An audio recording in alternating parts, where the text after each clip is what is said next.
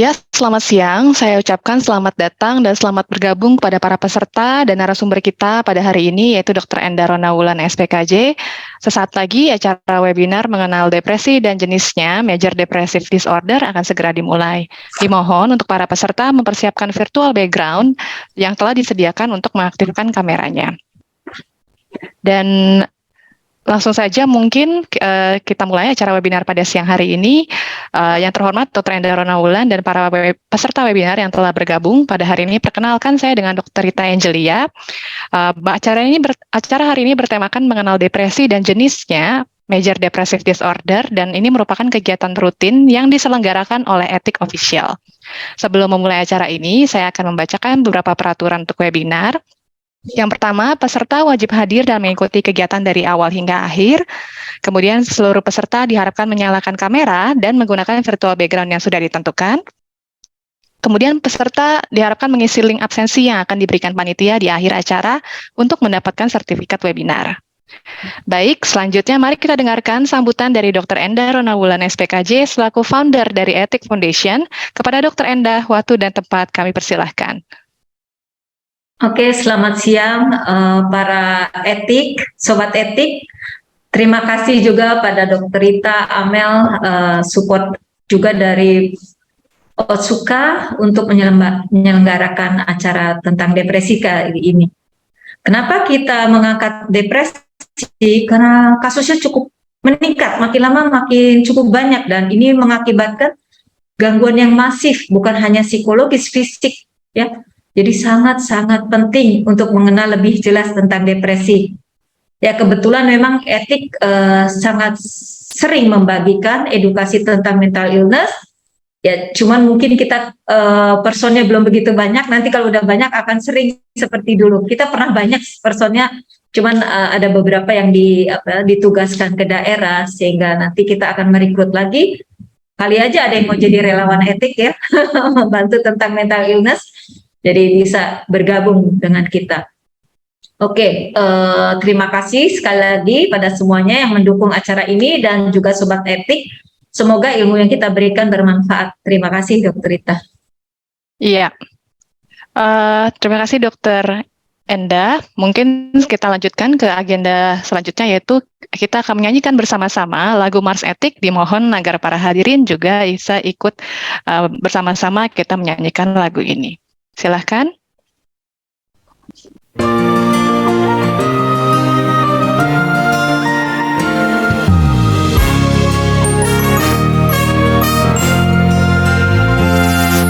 Terimalah salam kami dari hati, terimalah senyum kami dari hati. Seluruh Indonesia senyumnya ceria, membuatku bangga, penuh damai sepanjang masa. Senyum, jiwa lebih sehat, semangat kan meningkat, hidup lebih bermakna, sehat ceria, making people excellent, etik. Terimalah salam kami dari hati, terimalah senyum kami dari hati.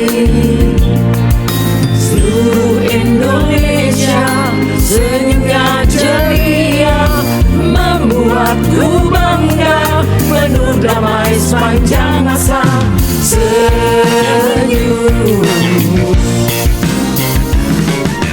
jiwa lebih sehat, semangat kan meningkat, hidup lebih bermakna, sehat ceria. Hidup adalah pilihan penentu masa depan. Percayalah, harapan selalu ada, kegagalan warnai kehidupan. Teruskanlah, upayalah. Selama kita percaya yang terbaik Tuhan berikan, lepaskan gundah hati bersama kami. Terus melangkah, ikhlas dalam kabut, melangkah semampumu. Terimalah salam kami dari hati, terimalah senyum kami dari hati.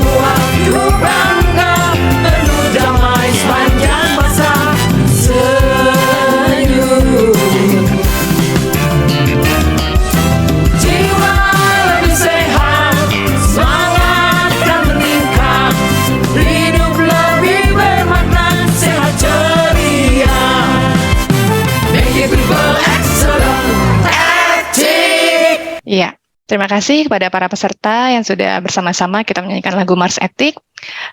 Sebelum memasuki agenda selanjutnya, yaitu pemaparan materi dari Dr. Enda, izinkan saya memberikan sedikit pengantar mengenai topik hari ini. Berdasarkan World Health Organization atau WHO, memperkirakan sekitar 300 juta orang mengidap depresi di seluruh dunia. Bahkan setiap 40 detik terjadi kasus bunuh diri di seluruh dunia yang diakibatkan oleh depresi.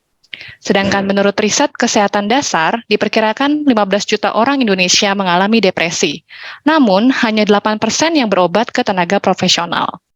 Padahal, studi Global Burden of Disease di tahun 2019 memperhitungkan tingkat disabilitas berdasarkan tahun kehidupan dari gangguan depresi, menunjukkan bahwa kelompok usia produktif, yaitu 15-64 tahun, adalah kelompok yang paling banyak kehilangan tahun hidup sehat akibat gangguan depresi. Banyaknya stigma negatif menjadi penghambat bagi bagi penderita depresi untuk mencari bantuan, sehingga karena rasa takut, malu, atau bahkan berpikir jika mencari bantuan mereka akan dianggap tidak waras. Padahal depresi dapat memunculkan keinginan bunuh diri yang jika dibiarkan terus-menerus akan meningkatkan niat mereka untuk mengakhiri hidup. Maka mari kita simak paparan materi yang akan disampaikan oleh Dr. Enda Ronawulan SPKJ. Untuk para peserta yang ingin bertanya bisa menuliskan pertanyaan di kolom chat. Kepada Dr. Enda, waktu dan tempat kami persilahkan. Terima kasih Dr. Rita. Ya, kita saat ini membahas yaitu mengenal depresi dan jenisnya. MDD itu adalah Major Depressive Disorder. Kalau suara saya kurang jelas tolong dikoreksi ya, Dr. Rita atau yang lainnya. Slide. Oke, depresi itu penyebab utama dari kelemahan atau disability. Di Amerika Serikat sendiri sekarang hampir 10% dari orang dewasa berjuang melawan depresi. Depresi merupakan penyakit mental yang sulit dipahami dibandingkan orang menjelaskan tentang, oh Anda penyakitnya kolesterol, diabetes, jantung, itu sangat-sangat mudah dipahami. Ya, hampir semua orang merasa sedih ya. Mungkin Sobat Etik sering sedih kalau nilainya buruk ya. Nilai pelajaran buruk, ujian buruk, pekerjaan, habis banyak yang di PHK, bahkan hujan pun, waduh sedih gitu. Gak ada pemicu kadang juga sedih. Mungkin nangis, sulit tidur, selera makan hilang. Pas ada teman yang membawa Anda senang, bahagia, terus hilang. Nah ini bukan depresi ya, ini hal yang biasa terjadi pada setiap orang, kesedihan biasa. Kita lihat apa itu depresi, slide. Depresi itu gangguan klinis, berbeda dengan depresi klinis itu berbeda ya. Jadi gangguan medis tidak akan hilang dengan perubahan sesaat. Depresi adalah gangguan suasana perasaan yang bertahan setidak-tidaknya 2 minggu berturut-turut. Secara signifikan mempengaruhi kemampuan seseorang untuk bekerja dan fungsi sosialnya. Depresi dapat terjadi kapan saja dalam hidup kita. Depresi berat lebih mempengaruhi semua dari segi kehidupan kita, pekerjaan, sosial itu sangat-sangat buruk. Kita lihat lagi slide. Nah, kita lihat depresi itu kenapa penting. Dulu tahun 2004 dia menduduki ranking ketiga ya. Setelah infeksi pernafasan, diare, depresi. Diprediksi tahun 2030 itu akan menduduki ranking pertama dari gangguan-gangguan, entah gangguan fisik maupun psikologis. Slide. Nah, di sini penyebabnya banyak ya. Faktor yang paling memperberat orang depresi yaitu masalah pasangan, pernikahan, ya, perceraian, pasangannya meninggal. Setelah itu masalah keuangan, dilanjutkan dengan masalah pekerjaan. Jadi biasanya setelah kejadian itu depresinya akan bertahan terus ya. Di sini menggambarkan yang 1 bulan warna kuning, warna biru itu setelah dalam 1 bulan, yang warna hijau itu 2 bulan setelah kejadian. Prevalensinya bagaimana? Depresi mayor maupun minor itu imbang ya. Cukup banyak depresi mayor berarti sekitar 17%. prevalensi pria dan wanita lebih banyak wanita. Dan 25% yang mengalami depresi terjerumus ke masalah narkoba atau penggunaan alkohol atau penggunaan zat adiktif lainnya.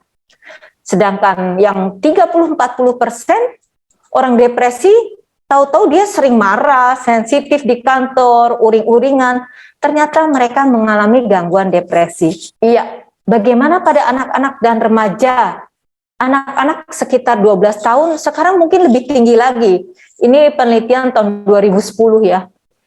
Sekitar 2%, remaja 5%, sekarang sudah lebih dari 5%, dewasa 10%, lansia pun ada. Cuman lansia itu depresinya tidak bisa seperti yang dewasa, hilang minat, hilang semangat, gak ada energi. Yang lansia, gejala depresinya itu lebih ke keluhan fisik, sakit kepala terus, muntah-muntah atau pegel-pegel, diare, gangguan tidur. Tapi kita harus bandingkan ya, apakah ini lansia benar-benar depresi atau penyakit lainnya, apa karena ada penyakit Alzheimer atau depresi post-stroke. Slide. Nah, apa itu depresi?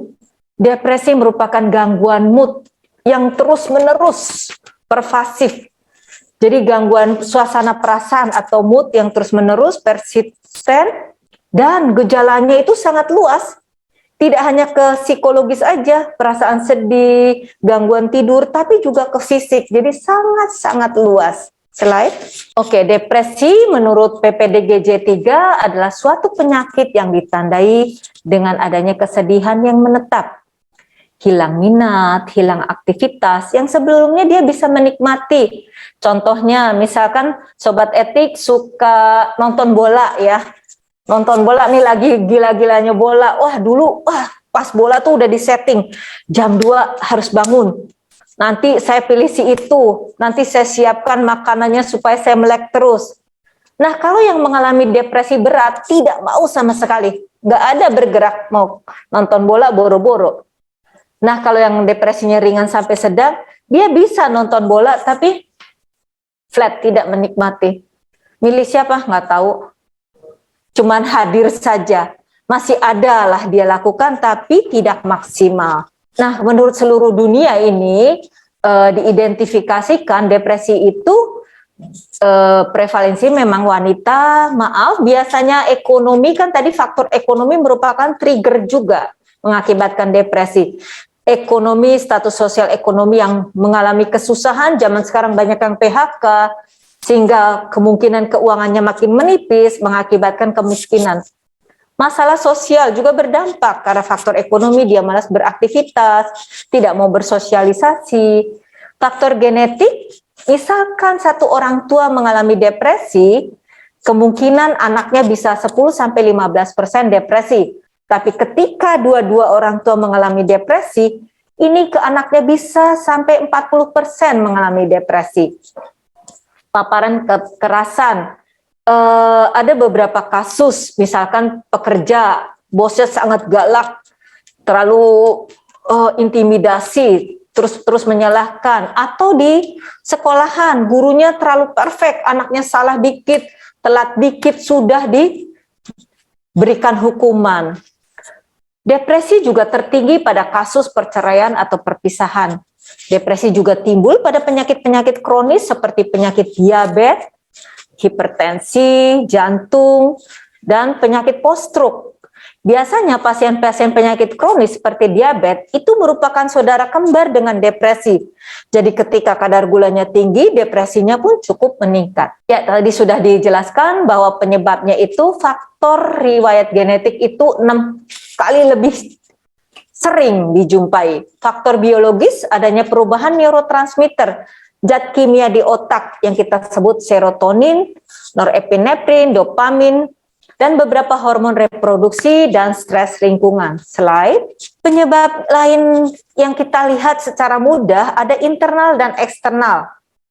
Ya, ada obat-obat pasien-pasien yang dengan multi drug ya, banyak sakit ini, sakit itu. Ada beberapa obat juga bisa mengakibatkan depresi, seperti obat-obat hipertensi, obat-obat jantung, diabetes, itu juga ada yang mengakibatkan efek samping depresi. Penyakit yang parah seperti CA, post-stroke, itu juga banyak mengalami depresi. Gangguan kepribadian, beberapa gangguan kepribadian tertentu bisa mengakibatkan depresi, seperti gangguan kepribadian klaster B yang narsisistik, histerionik, klaster C yang perfeksionis, ini sangat-sangat mudah mengalami depresi. Faktor eksternal apa penyebabnya? Sekolah, pelajaran yang begitu banyak, terus tugas-tugas kuliah yang banyak, pekerjaan yang sekarang ya, pasien-pasien saya banyak yang depresi, ada yang di PHK, banyak sekali yang di PHK mengalami depresi. Ada yang juga yang tidak di PHK, dia depresi. Kenapa? Dokter, dulu pekerjaan saya itu ditangani oleh 5 orang. Setelah perampingan kantor saya sendirian menangani pekerjaan 5 orang, itu membuat mereka depresi. Family gimana? Faktor hubungan ibu, anak, suami, istri. Nah, ini juga bisa mempengaruhi depresi. Misalkan orang tua menuntut anaknya, oh ya, kamu harus nilainya bagus, kamu harus lulus dengan cum laude, atau kok kamu belum menikah juga, kok kamu belum pekerjaan. Jadi tekanan dari orang tua juga bisa mengakibatkan depresi. Patah hati di sini lebih spesifiknya adalah kekecewaan. Kecewa bisa dari teman, pacar, atau orang terdekat lainnya. Kasus hukum dan finansial ini juga penyebab dari depresi. Tanda gejala ini secara umum orang mengatakan, oh saya sedih, tadi saya sudah katakan, saya sedih, pikiran kosong, perasaan putus asa, pesimis, rasa bersalah, tidak berdaya, kehilangan minat, kesenangan hobi, aktivitas yang biasa disenangi, termasuk libido juga menurun, energi berkurang, perasaannya sulit konsentrasi juga, mengingat mudah lupa, dalam mengambil keputusan ragu-ragu. Ini tanda gejala yang banyak diungkapkan oleh pasien-pasien atau orang awam. Selain mengganggu juga pola tidur, tidur berlebih atau tidur kurang, bangunnya pagi-pagi tapi tidak rasa segar, nafsu makan berubah banyak atau sedikit, jadi ada perubahan berat badan meningkat atau menurun. Yang parah ini depresi yang berat, ide-ide tentang kematian, bunuh diri, atau mereka melakukan percobaan bunuh diri. Biasanya pasien-pasien depresi juga disertai kegelisahan, lekas marah, fisik yang terus-menerus, ada masalah, sakit kepala, pencernaan terganggu, nyeri-nyeri di seluruh tubuh. Nah, ini bisa tanda-tanda dari depresi.